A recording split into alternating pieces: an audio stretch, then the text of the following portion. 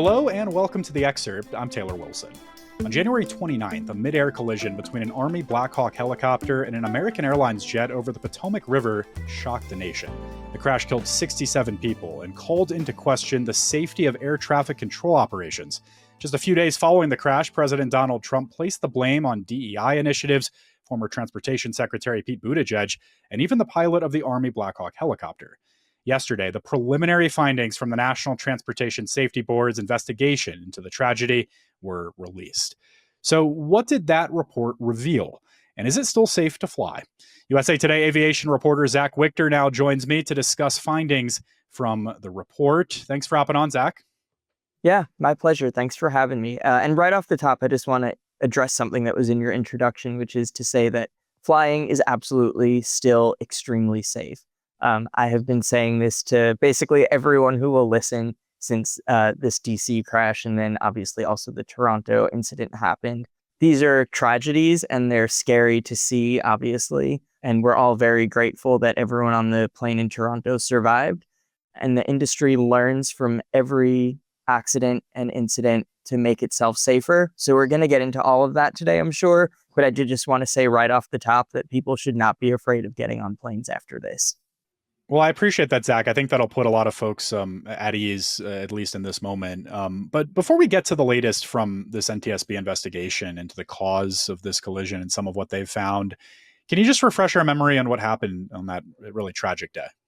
Essentially, as you said in the introduction, there was a regional jet that was flying an American Airlines flight. It was operated by PSA, but that is a wholly owned subsidiary of American Airlines. So they fly kind of small jets for American Airlines. So this jet was coming in for a routine landing at Ronald Reagan Washington National Airport just outside of DC.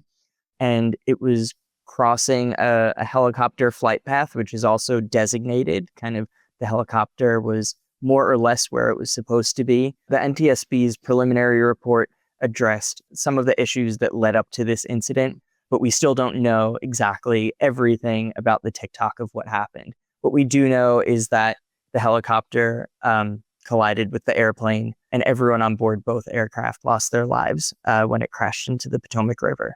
So, Zach, let's get into some of these preliminary findings from the NTSB. What did they say in this report? So what the NTSB has recommended kind of urgently is a restriction on helicopter flights around DCA. Essentially, the way that this helicopter corridor outside of DCA operates is that helicopters have a restricted altitude, and that's meant to prevent these kind of conflicts between helicopters and commercial planes that are landing at the airport. What seems to have happened here is that the helicopter pilots may have had some bad data on their instruments as to their altitude, and so they appear to have been flying slightly higher than the corridor for helicopters in that area is supposed to be restricted at, and that may have been a major contributing factor into this incident. What the report from the NTSB also said is that there have been thousands of these kinds of conflicts in the area over the past few years.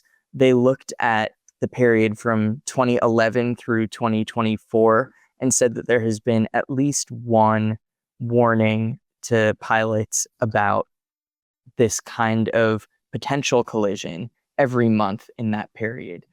Between October 2021 and December 2024, there were almost 1 million flight operations at DCA. And in that time, there were more than 15,000 so-called loss of separation incidents between helicopters and planes. So that's a time when the helicopters and the planes are in closer proximity in that airspace than they're supposed to be allowed to be based on the regulations. And so the NTSB really flagged this as extremely concerning and recommended some immediate changes to the way that helicopter operations happen around DCA. I have to say, Zach, it seems pretty shocking to me that nobody previously flagged danger here between helicopters and some of the airspace commercial planes regularly use. What was your reaction here? Well, that's the really interesting part about all of this is these reports that the NTSB flagged in its preliminary findings from this investigation suggest that people were reporting this issue and that the FAA already had this data and just wasn't acting on it. So it remains to be seen why the agency that's regulating this airspace wasn't doing anything with the information at its disposal, why they weren't more concerned, why they weren't acting on these reports that they had received. But it's not exactly accurate to say that no one had flagged this because these reports had been submitted. It was just that they hadn't been acted upon. And we don't have a clear picture as to why that is, that no one kind of noticed this data and tried to make changes before this kind of incident actually occurred. Well, as I mentioned at the top, Zach, there was immediate finger pointing really from the Trump administration regarding the role of air traffic control in the crash. And the FAA had previously reported that they'd been suffering from staffing issues. Was that a factor here? Do we know that at this time? I'll answer this question in a few parts. What I would say is that staffing at the FAA is a known issue. The agency has been chronically understaffed for years, and various administrations have made all kinds of different efforts to address the staffing issues at the FAA. That said, I caution anyone who listens to me to not point fingers in the immediate aftermath of an incident. And so that kind of speculation in the hours and days after a fatal crash is really not helpful generally. There are many factors that go into every disaster that happens with aircraft, and the NTSB is kind of the gold standard investigative body in the world for looking into these kind of incidents and really figuring out what happened. So I always caution people to just let the investigative process play out, to not kind of speculate about what may have gone into contributing to a disaster like this. That said, now that we have the NTSB preliminary report, it does not appear that air traffic control staffing played a role in this incident. What we do know is that the pilots of the helicopter may have missed an instruction from the air traffic controller in the tower at DCA because of conflicting radio traffic. The NTSB report suggested that the pilots of the helicopter may have been trying to broadcast to the tower at the same time that the tower was trying to broadcast to them. And because of that, they may not have heard a crucial instruction as to how the tower wanted the helicopter to navigate around the plane that it was coming into conflict with. But as far as we can tell from all of the reports that have been released so far, the air traffic controllers did exactly what they were supposed to do, and the tower was not short-staffed in an unusual way. You know, a lot of these towers are currently operating at suboptimal staffing, but that doesn't mean that the staffing that they have would have been unusual to the air traffic controllers on duty that night. And Zach, at the time that we're talking, do we know if President Trump has responded to these latest findings from the investigation? I have not heard as of this recording about any response from the president directly. What I can say is that his administration and Secretary Duffy at the Department of Transportation has listened to the NTSB's recommendations and is implementing more permanent changes to the way helicopter traffic operates around DCA.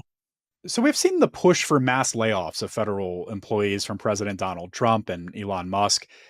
Zach, has DOGE, this is Musk's Department of Government Efficiency, revealed plans for any cuts within the FAA? And would this impact air traffic controllers specifically?